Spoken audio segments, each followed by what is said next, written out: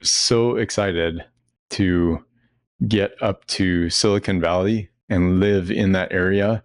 So this is the number one reason that I continue to be invested in Tesla stock today is because but that's what you get with the team at Tesla. That's what you get when you're investing in the company.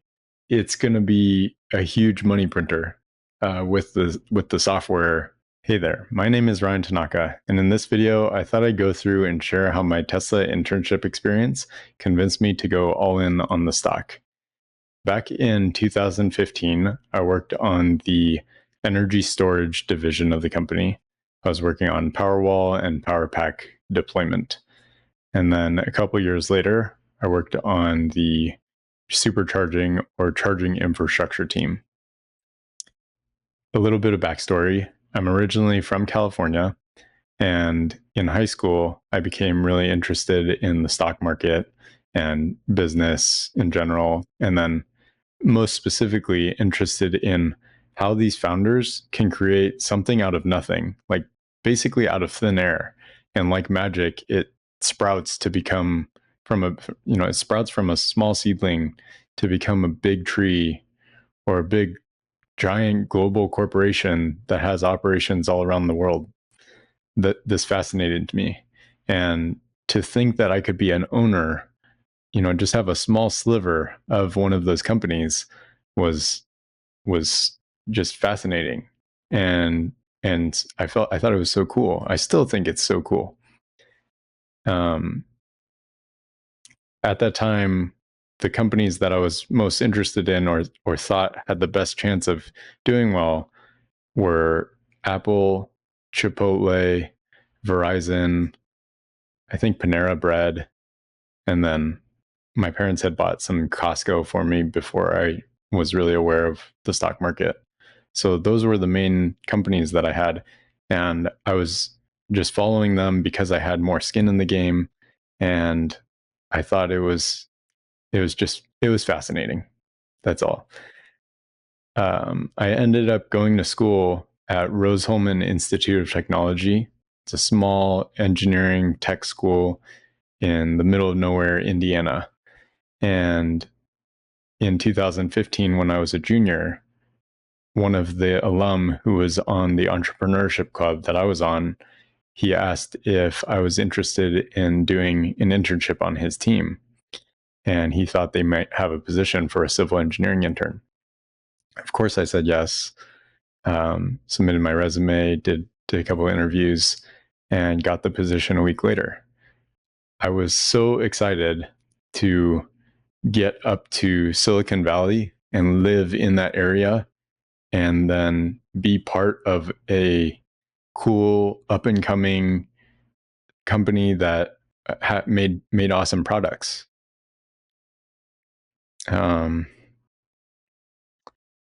So then I guess so then the summer starts and I begin my position, and I could already tell that my team was very capable, intelligent, easy to work with, hardworking, inspired by the company mission.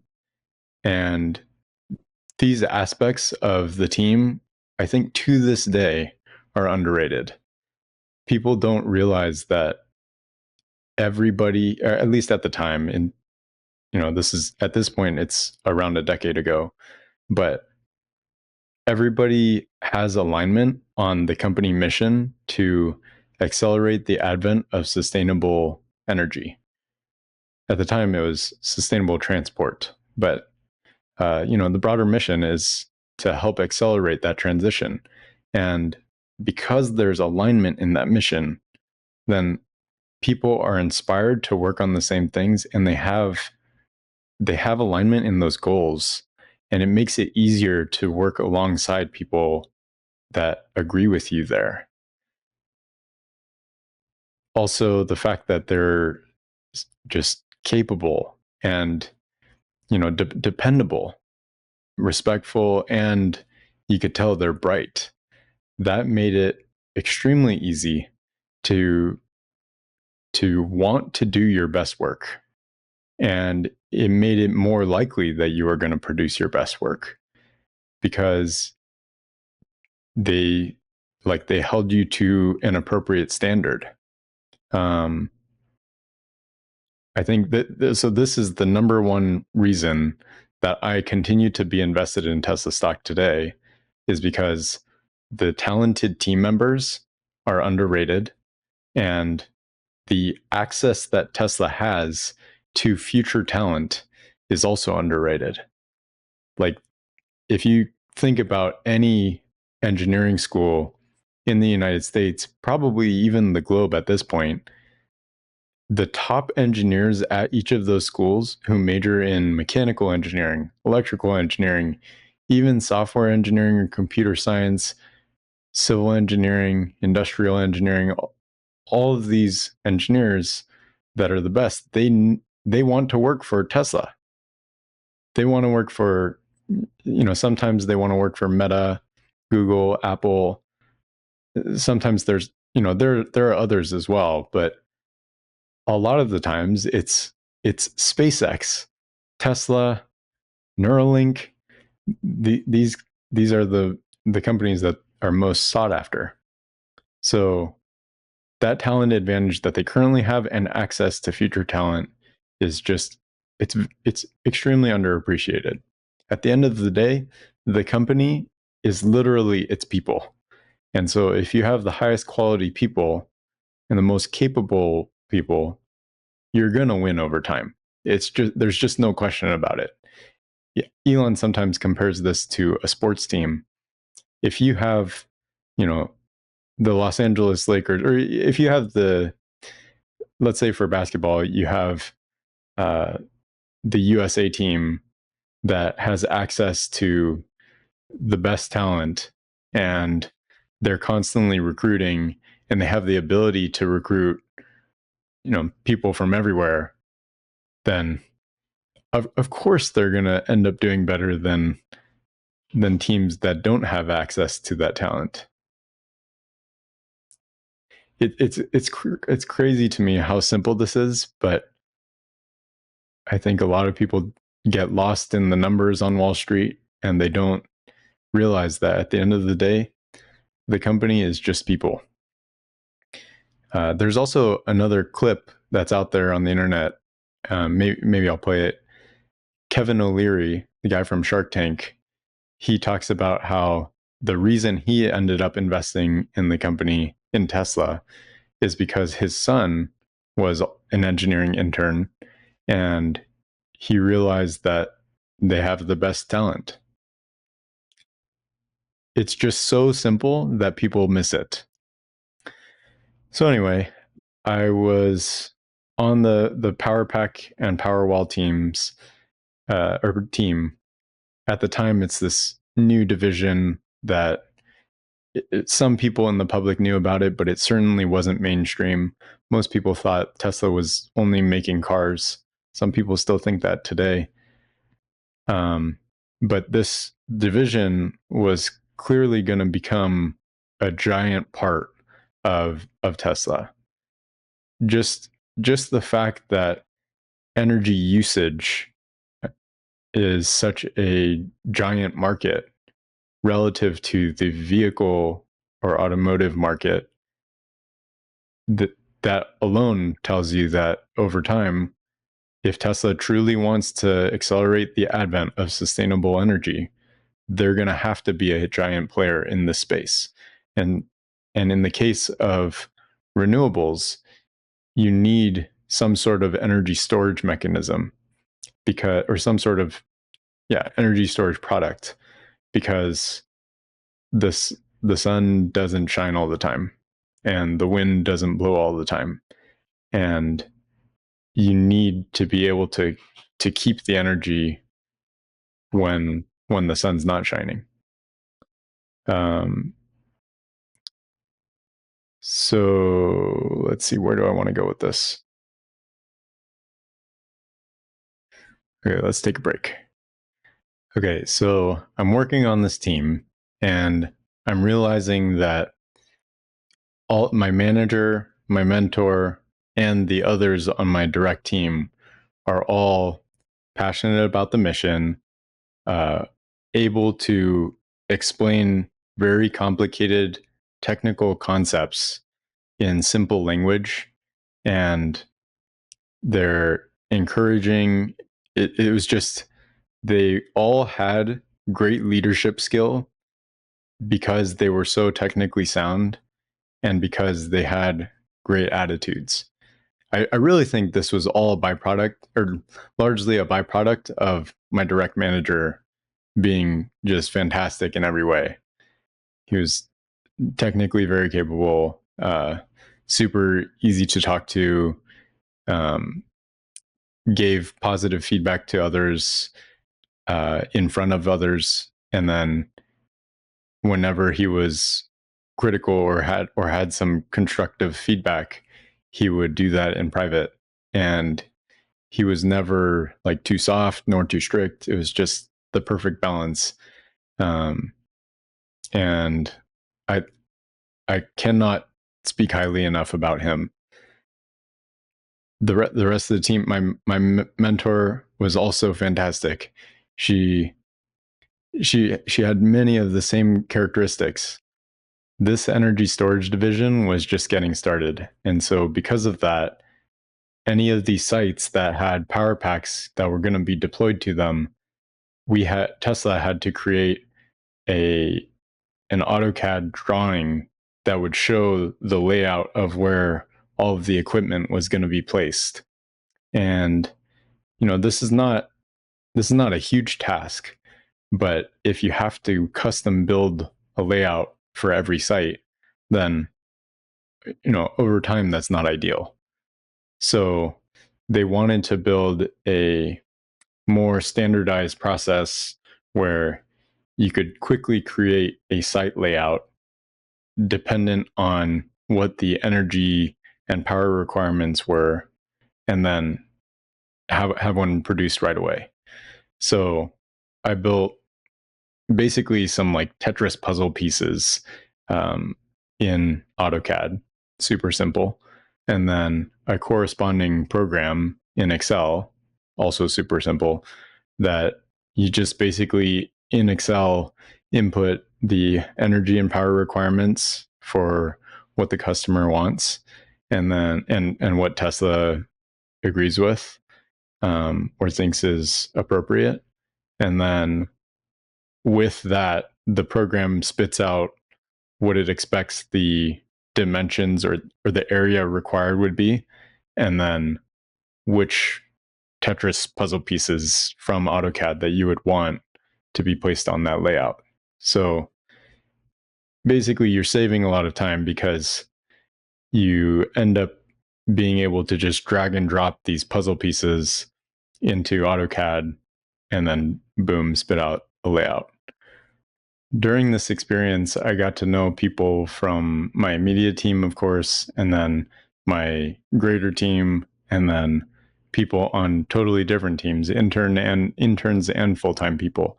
I got to know people from the design team, design of the vehicles, autopilot, charging infrastructure when I was on the power pack team, and then low voltage,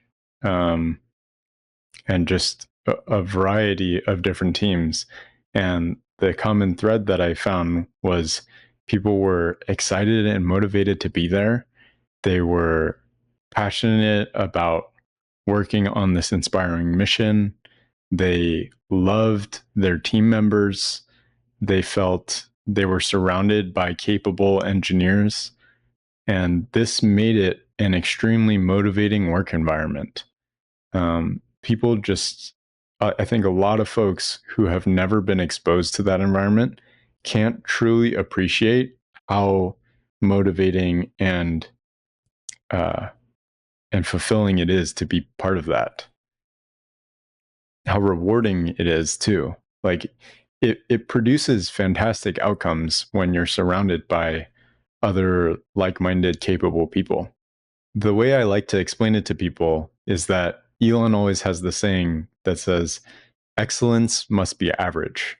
And at Tesla, and I assume SpaceX and Neuralink and his other companies, I assume he really means that. Like they do their absolute best to retain the top talent and attract the top talent. And even if you're great, that is not good enough. And every incremental new hire has to up level the team. And that environment causes people to produce their best work.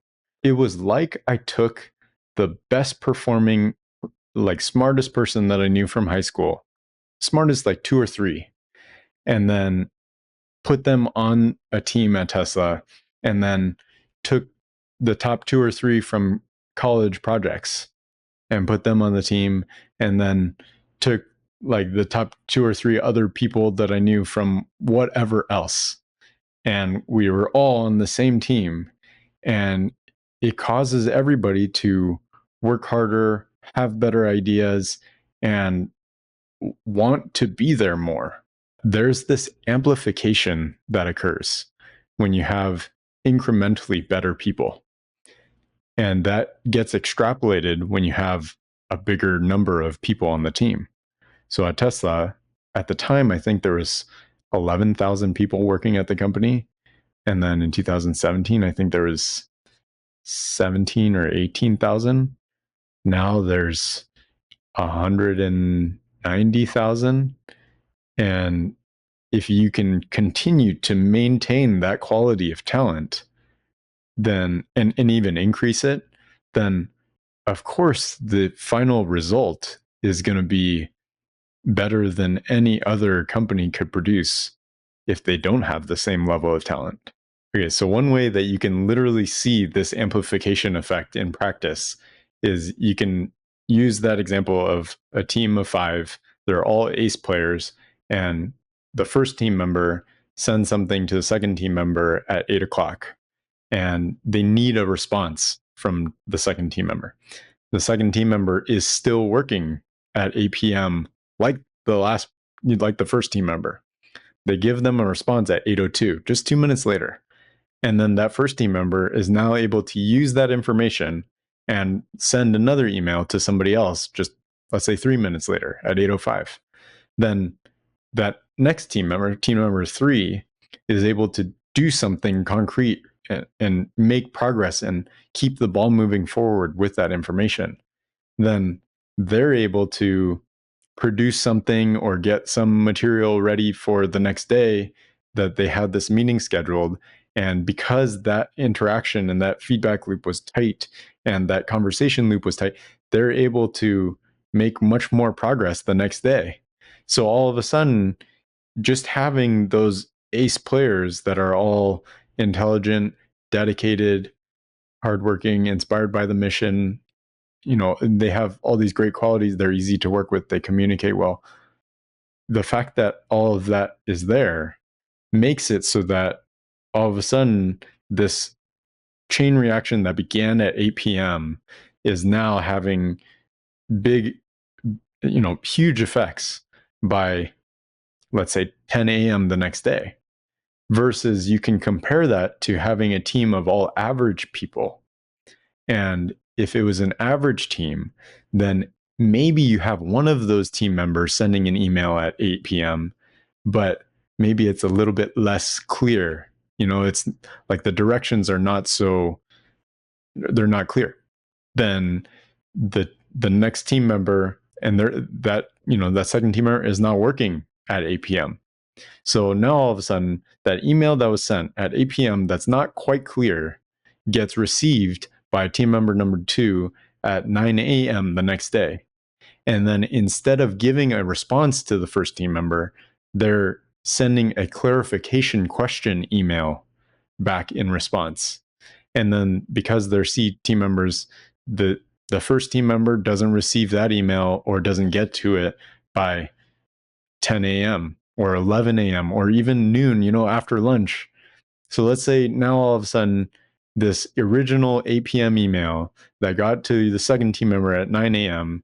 that just gets a clarification question asked back, gets that response at noon the next day. It's like in order to get to the place that this A team member is at already, is going to take maybe 3 days.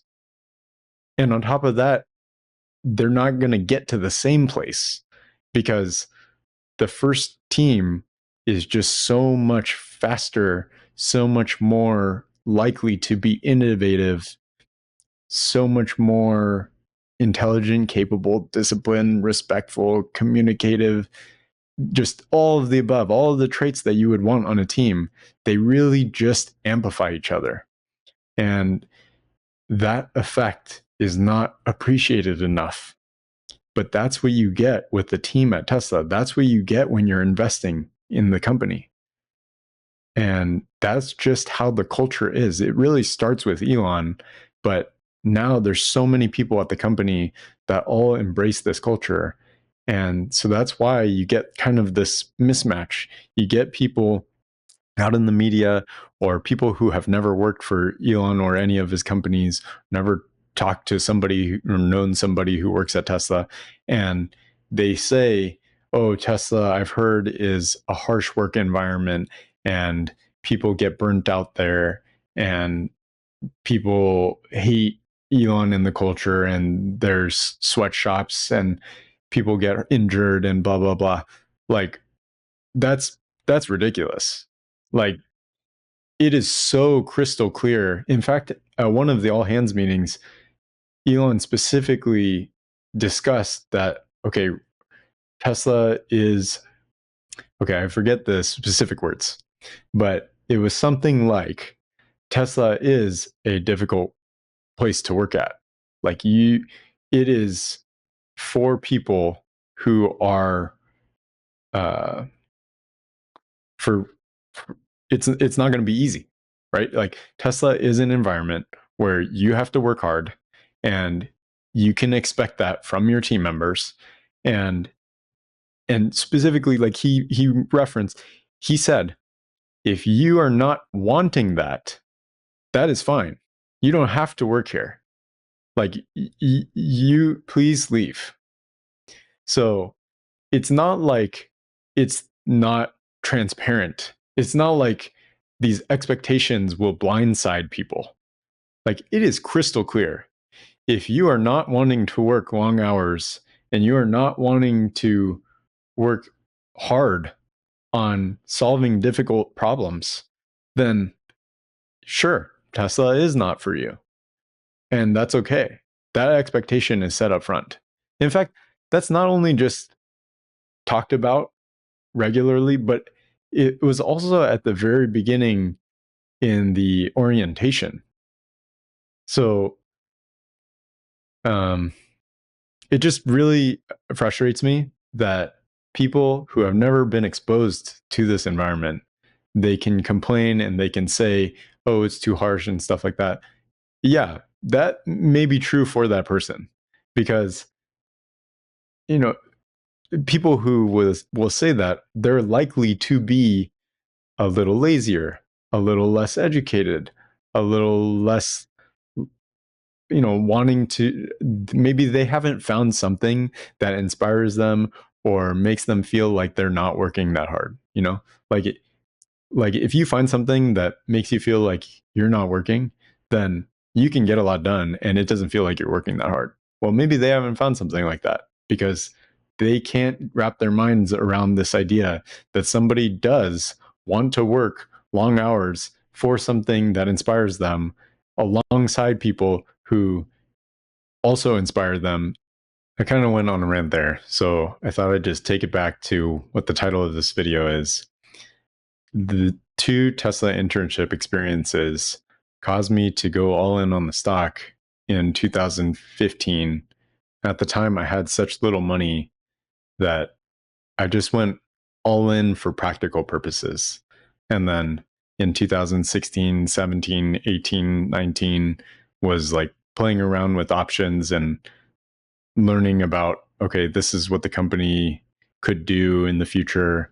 And I started to become more confident in my ability to assess which options were optimal.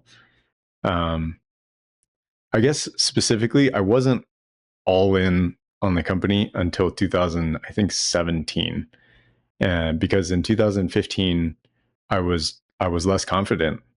Like, I was watching everything that the public would say. I was watching CNBC, right? And I was consuming the media.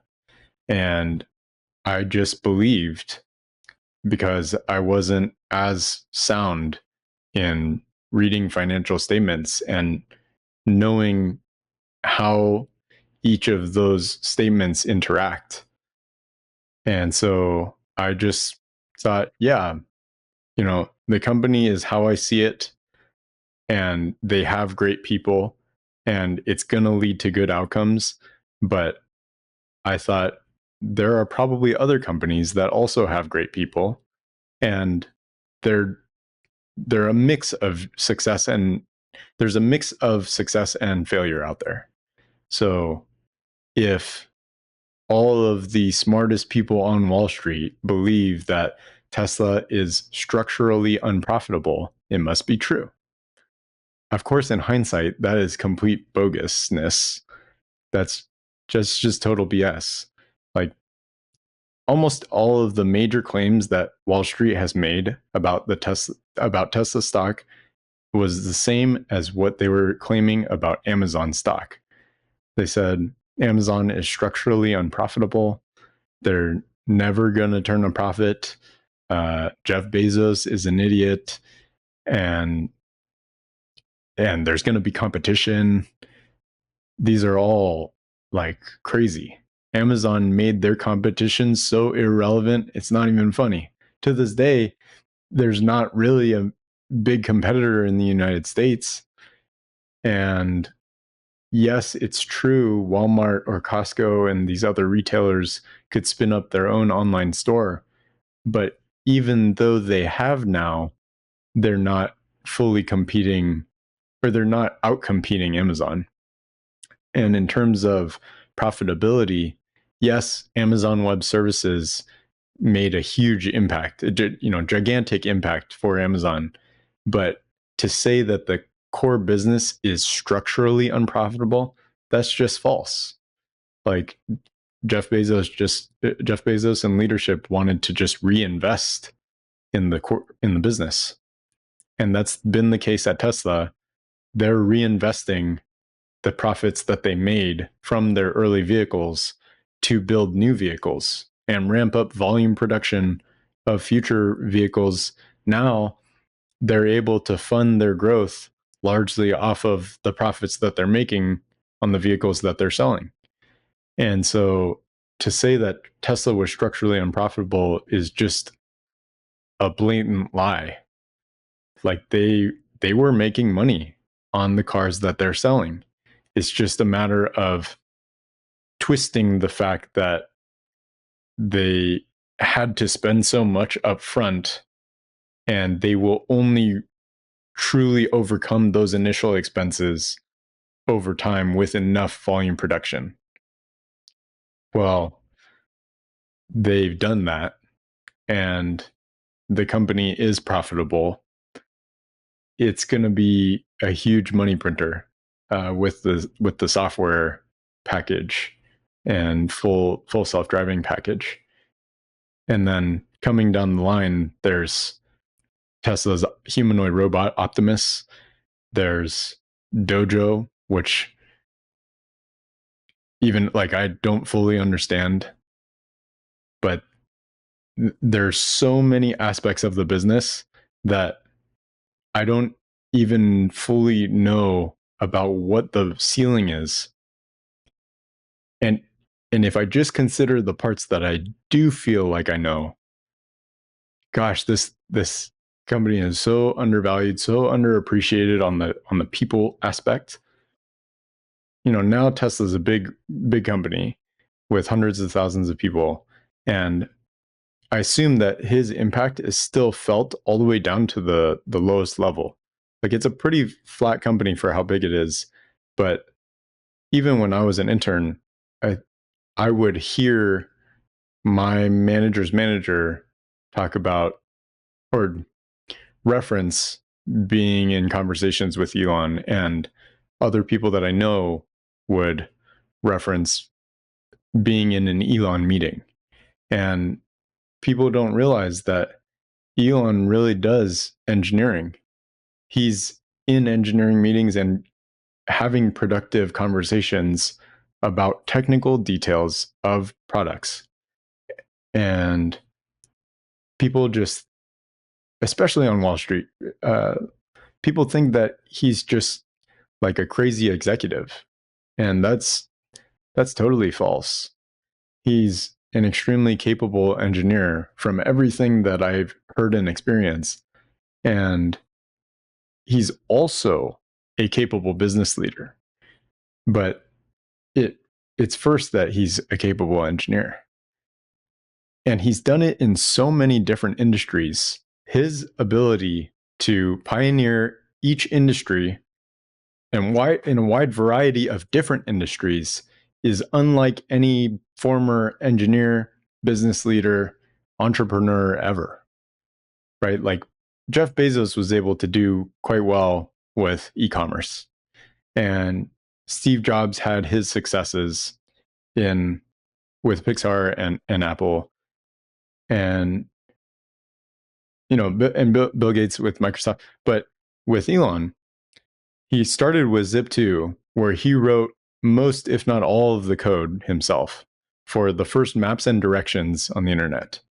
And then he had the most contribution with PayPal. Of all the PayPal mafia, it wouldn't surprise me if he has the most contribution there. Then after that, using the money that he's made there to start an electric vehicle company. Can you imagine like the courage and the gall that it takes to do that? To build a company, like think about having to create a car. How ridiculous is that? To do that from scratch. Like design and build a car, a volume production car from scratch in like a super highly competitive industry, and do it in a totally different way that the automotive industry had never really done before. Like Toyota was having moderate success with its Prius, and they weren't able to really gain traction in the electric vehicle market. So for Tesla to be able to do it, it's just crazy. And then with SpaceX, it's the first time that a private space company has had that much success. And he's made it so that the teams are launching rockets to orbit and landing them vertically and reusing them. Rockets are now rapidly reusable. But right now they're reusable. They will become rapidly reusable. But before, you'd have, like this, to quote Trumpy, you would have this ship that goes up and then boom, comes down and becomes nothing. It's like you totally waste it. You throw it away. Now, comes up, comes back down, you reuse it. It's crazy.